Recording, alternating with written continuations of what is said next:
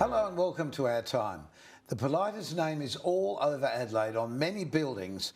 Is it in honour of our next guest, or is he no relation at all? Well, let's find out as we introduce Ian, better known as Polly Politis, a keyboard vocalist, and we're just talking about your life. Yeah. Which has been fascinating. Yeah, it's reasonably long too at this stage now. So yes, yeah. Yeah, well, for both there's of us. a lot more. There's a lot more to talk about. Yeah. But it's amazing because when you've lived a certain length of time, you do actually have so many stories. So many things have happened. You've worked with so many people. Yeah. What's best to call you? A musician, a vocalist, what, or a performer all round? Well, I'm pretty much anything that, whatever the task is set for me. But so performer's probably the best in that case. Yeah, in a way. But again, started as a musician, and have continued obviously to continue to play. Found a singing thing in the middle of high school. Who influenced you then? Well, we had a piano in our house, so and a couple of piano accordions. So my sisters had delved into music, and I do remember my sister playing Ferrelise, and us having the sheet music. Yes. To all sorts of songs. Something Where I the had boys to learn are, on piano too. Yeah. You know, a bit more contemporary. Yes, yeah, all that sort of stuff. Never on a Sunday. Yes. That sort of stuff. So I would go to the piano after my sisters had played, and after listening to what they had played, go down and try and play. So you didn't read it? I learnt by ear to start with, and then at 9 years of age, my mother said, "Do you want to learn for real?" So the opportunities back then were fairly limited in the genre that you could pursue. So it was classical piano. So I learned at the Dominican. Yeah, there weren't really any sort of pop teachers or rock teachers then, were No, there? same as singing. So, you know, that's why I didn't have singing lessons, because everything was very rounded in the vowel, and it was completely different to what I was listening to. I went to a classical singing teacher for probably 10 years. She was wonderful, but I wasn't singing any of the stuff that I was singing professionally. No, correct. I went to one lesson at one stage with a guy called Bill Bamford. In Grote Street. To work for us, yes. And that was us, believe it or not. Was it really? Yes. In Grote Street? Yeah. Goodness me, yeah, I went there for one lesson because I was singing rock then. I might have been about 18, 19, but my voice was, I was losing my voice a bit, and I wasn't sure why, and I sort of understand now why.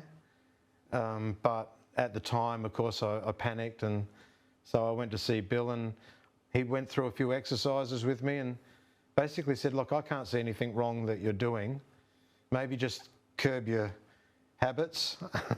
and look, you're playing in rooms that are full of cigarette smoke. Yes, exactly. You're drinking whiskey, and you know, like, not good. There's for a whole, you know, a lot of things that you look back now and go, sure, I could have changed, you know, then. But look, when you look at your voice now, it's all part of the timbre. And character that you've got in your voice now is all. But if you learn to look after it when you're young, obviously you're going to have it when you're old. Well, that's right. And I think for me, I sang in high school. Carl Pink was a friend of mine at high school and was a great influence on me. I've told him this, and he's very embarrassed, but you know, he was a great influence on me at the time. He was singing, and he was doing showcases. At places like the Director's Hotel. They used to have a live band and an open mic. And he was only like 13, 14, and he was doing this stuff, and I just used to go with him and his parents and just think, this is amazing. This is amazing. This is what I want to do. And so from then I went back to my piano, and I just started to learn 12 bars and Imagine, Let It Be, just stuff like that. The Beatles influence you a lot? Oh, a lot, yeah. Because I think there was a cartoon show when I was a kid, the Beatles cartoon show. Yes, there was. And there used to be a Follow the Bouncing Ball at the end of the cartoon show. And so I would fly home from school to sit in front of the telly and watch this Beatles cartoon show, at the end of it, they'd have this follow the bouncing ball. So you could sing along with the song and see the words up there at the same time. So it was just such a huge influence on me. And another friend of mine that I went to school with in primary school, he was a magnificent drawer. And I've met him since, we've seen each other since at different things. And I say to him, Kim, you and I are the only two people I know that from primary school are still doing the same thing. So he's got his own graphic design businesses. Right. And I've been a musician my whole life. So yeah. So when was your first job? Do you remember the first time you got a pay packet? Well, my first pay packet was at Patra Fruit Juice as an apprentice, like a sales trainee. I went as a sales traineeship with Patra orange juice, freshly squeezed with the pulp still in the bottle. Yes, I remember that well. Yeah, on the corner of Richmond Road. But musician-wise? Oh, musician-wise. Moby Dick's down at Henley Beach was the first gig I ever did. There's another name, yes. Yeah, and that was from my football coach teaming up with the owner of the restaurant, Fernando Martin, God rest his soul.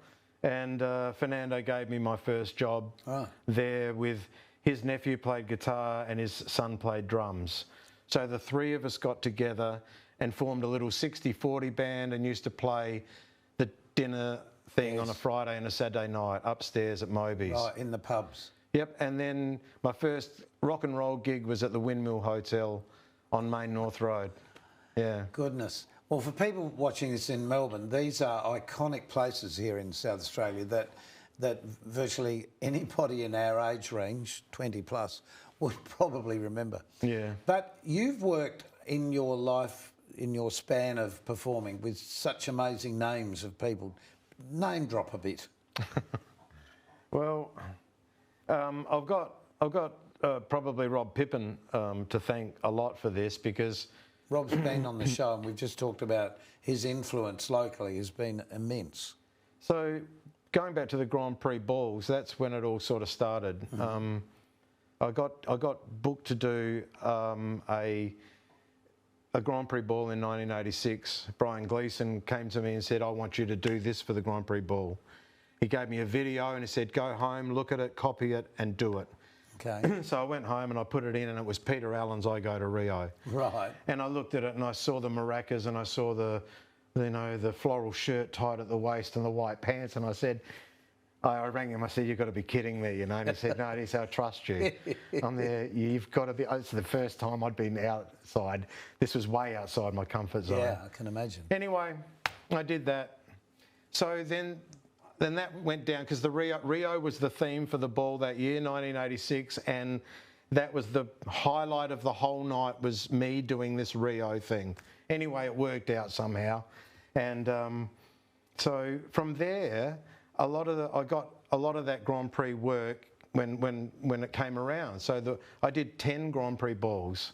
And in that time, a lot of those guys would come over, like Jim Keys, Mental as Anything guys, Glenn Shorrock, all those guys would come over and we'd have a big Rock of Ages and they'd come out and do a couple of songs. And so you get to know these people, and Rob got to know them. And from then, when they'd come back to Adelaide to play, put a band together for me. They'd ask for you, yes. So Rob would ring me and say, look, we got Glenn coming over for a few shows. I'm sending you some charts, and not that I needed a lot of them because I loved Little River Band all my life. Yes. Russell Morris, I've done Phil Emmanuel. How many times have you played The Real Thing with Russell Morris? Oh, quite a few times, Yes. quite a few times. And up until the point where he started to go back into his blues roots and recorded his newer albums. And from then he went into his blues thing, and I didn't do a lot of work with him after that. But look, for the time that we were playing together, I had a great time. The Brewster brothers came along, I played with Rick and John Brewster from the Angels, and from that they brought me on board to do a little tour with them. Just been in the right place at the right time. Not everybody gets to play with the Angels to start with. No, I felt a bit awkward about it, to tell you the truth. But look, you go with the strength that they had the faith in you Yeah. to put you on there with them. Yeah. So from that point of view, I'm deeply honoured, you know, deeply honoured. So yeah. But having a life with mixing with people that are really famous, you can sort of feel like, oh, well, I'm in the back seat there. But that's not really what's happened to you because you've been so much in demand for so many different things. Yeah, I think I've never pigeonholed myself into one particular thing. I've always been shy of publicity to a degree. I think I've seen a lot of people have newspaper articles about them being the next big thing. Yeah. And 6 months later, you've never heard them. Who was that? Who was that? Correct. And I've had a few articles, and I've felt the same way. Yeah. Well, look, we're going to be back in a moment because we'll be talking to Ian about some of the very famous people he's worked with, and in fact, some of the people that have influenced music right around Australia and the world. In just a tick, we'll be back.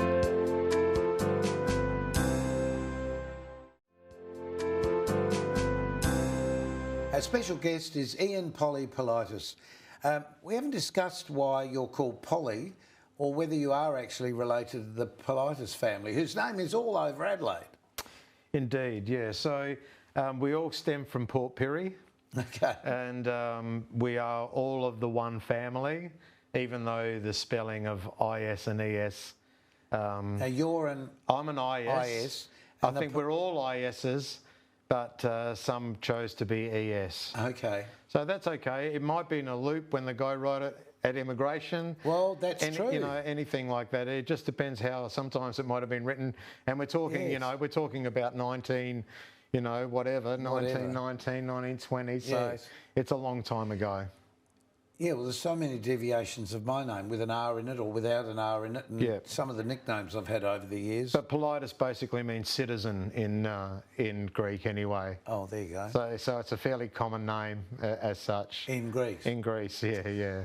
Okay, well, it's not a common name in your game, but the Polly came up because all your mates call you Polly. Well, I think at the time too, for me... It's not Polly put the kettle on, Polly. No, it's not. It's not Polly have a and cracker. It's not Polly many faults either, but it's Polly it just came from Politis basically. Yeah. And I liked it because Politis was such a famous name when I was growing up, like that, you know, it was everywhere. And in a way, I wanted to be my own person. Your own Polly. Yeah, that's right. So And Ian's a common name too. It is. So yeah, well, Ian is John, nickname. So I'm basically John Citizen if you want to look at it like that. I think Polly just stuck, and I'm sure a lot of people say, "Oh, I thought we were getting a girl," you know. But surprise, surprise! It doesn't matter. It rolls off the tongue pretty easy. Well, it does. Now. But we've got a couple of shots here of you. Yep. Let's just have a look at this first one because there's quite a story behind it. Okay. Yep. Well, that's Remembrance Day in Canberra in 2018, and that was with John Schumann. And Lee Kernaghan came in to do the one song that we did for the day. Yeah. So the story was that I've worked with John Schumann for a long time now. It goes back to when I was working at Colonnades Tavern as a solo piano player. And John came in one night when they were playing in the big room next door. And I remember having a chat with him and him saying, yeah, sound all right. It'd sound all right if you didn't sing like a Yank. You know, and of course it was a lot more colourful than that, but I know what you mean. It planted a seed at that time, and then many years later, I don't really know how it came about, but we ended up together, and I remember him saying to us, because Rowan Powell, who I've worked with for 26 years, I remember him saying, I don't need mates. I just want people to play music for me, you know. And we say, oh, yep, that's fine, no worries. Well, you know, 20 years later, we're mates, and that's bad luck for him because, you know, sometimes your personality can be infectious. And so that was, like I said, with Lee Kernaghan. John and I got together at the request of Brendan Nelson, who was the curator of the War Memorial, to put together John's version of Waltzing Matilda and Tom Waits' Tom Talbot's Blues. Yes. So we went over to John's office one afternoon and worked on putting verse and chorus and verse and chorus together. And we came up with about an 8-minute version that he sent to Brendan. And Brendan came back and said, it's absolutely fantastic. I love it. I want you to do it at the celebration in Canberra. So we flew to Canberra. Oh, by the way, Lee Kernaghan's going to be on it as well. He's going to do a couple of verses. So when we got there, we met Lee. It was like 10 o'clock in the morning. And Lee came up and said, g'day, how you going? Look, because he heard us do it at soundcheck, and he said, you guys have got it down pretty well. He said, look, I don't even think I'll sing. You guys just do it, and I'll just stand up here, you know. And we thought, okay, whatever, you know. And just play along. Yeah, that's right. So, but it was fantastic. It was a great honour to be there, and so that was that particular. It's a great honour to have that. I suppose that standing within Australia, particularly because so many people of our age group were affected by the war in Vietnam, and now since that time there's more, and to have that sort of feel happening. Well, look, working only musicians can do that. That's right. And working with John, you see it firsthand. You see the effect that his music has had on not just Vietnam vets, because farmers. Because he wrote that song. All those songs about dissatisfaction. Yep. You needed a voice. Yes, and absolutely. he just had a great turn of phrase, a great lyric, straight to the point. Yeah. Unsettled people with what he sang about. Yeah. And you go, you know, we've done stuff for Are You OK? In the middle of Burke, you know, a place that hasn't had rain for, you know, how many years. Yeah. You've seen farmers out there that are at their wits' end. A lot of farmers don't survive those things. So going out there and seeing them come to us and listening to John's music, and us just to be part of that and be in that room and see the effect that it has on those people. You cannot put enough money on it. You cannot. You just can't. I do it for nothing. I wouldn't. So no, John won't watch this, but you never know. So here's another shot that's worth having a look at, because sort of your story, your background. Yep, okay, so that's the Governor Hindmarsh, and the man in the middle is Shane Howard from Goanna, who wrote Solid Rock, of course, and the Razor's Edge, and the Franklin, Let the Franklin Flow. And well, we're all starting to look older now from when everyone was sort of on the pop circuit, so to speak. Oh, no doubt about it. But Shane came along, John and Shane wrote a song together called Times Like These. Yeah, just from left to right, just who are all the blokes? Oh, from left to right, well, there was me, there was John, there was Shane.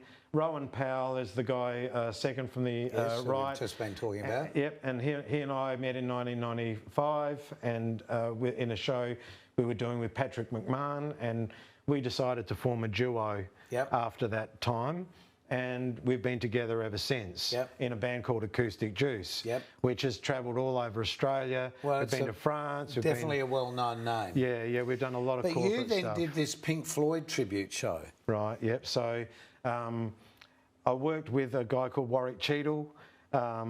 Many years ago, I did a couple of gigs with FAB.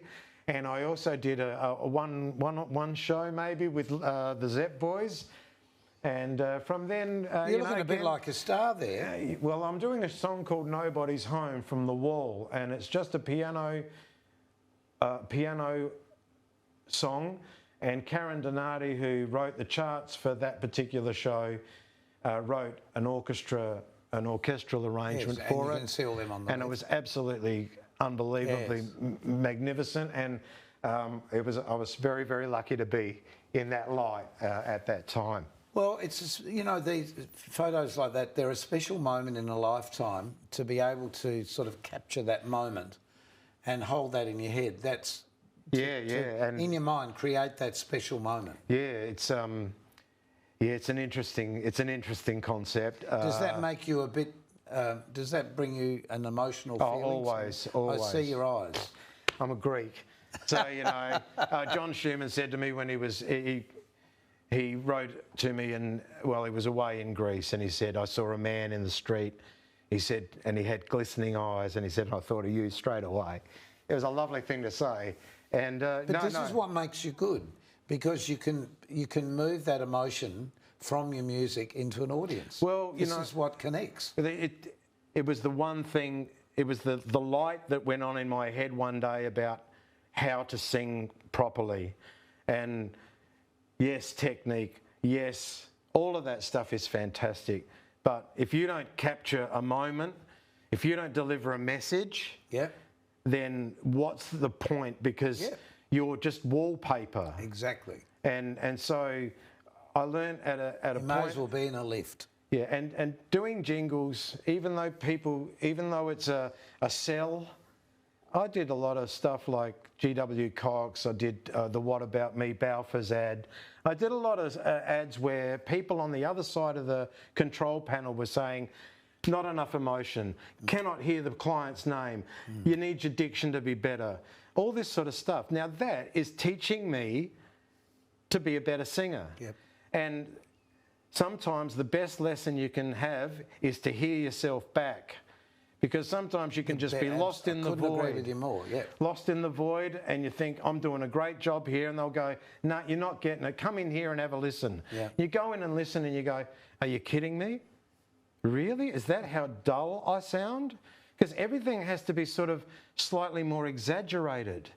Because even on video and even on, it's a downplay, you know? Like, I really admire people that are on kids' shows and that, because the animation that they have to do is so much more than you actually see on camera. Yes, absolutely. It's stripped back to sort of 75%. Well, it's got to be real. And speaking of real, we've just got to take a real break for a tick. We'll be back with you.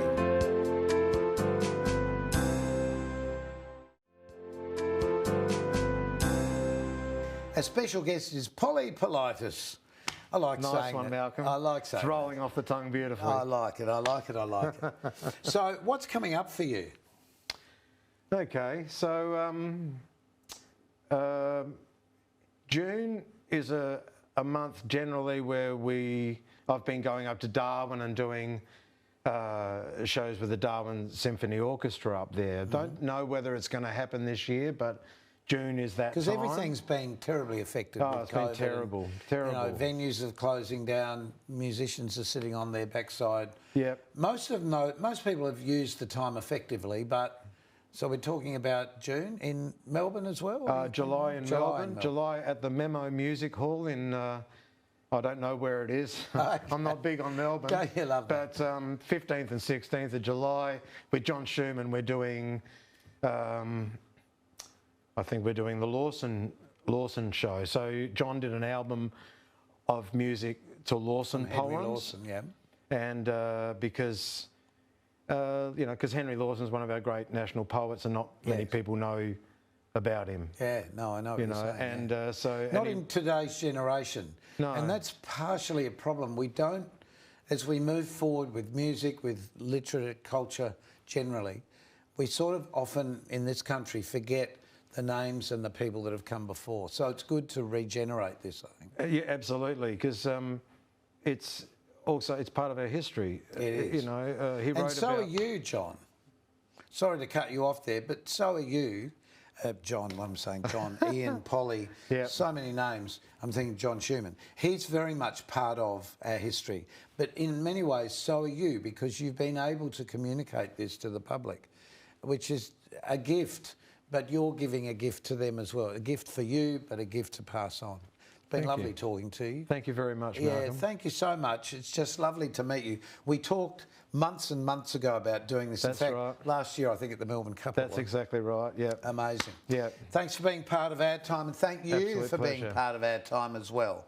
So until next time on Our Time, keep yourself nice till then, and enjoy the music that people like Ian provide for you. Go out and see them live. That's the best way. Next time, see ya. Thank you.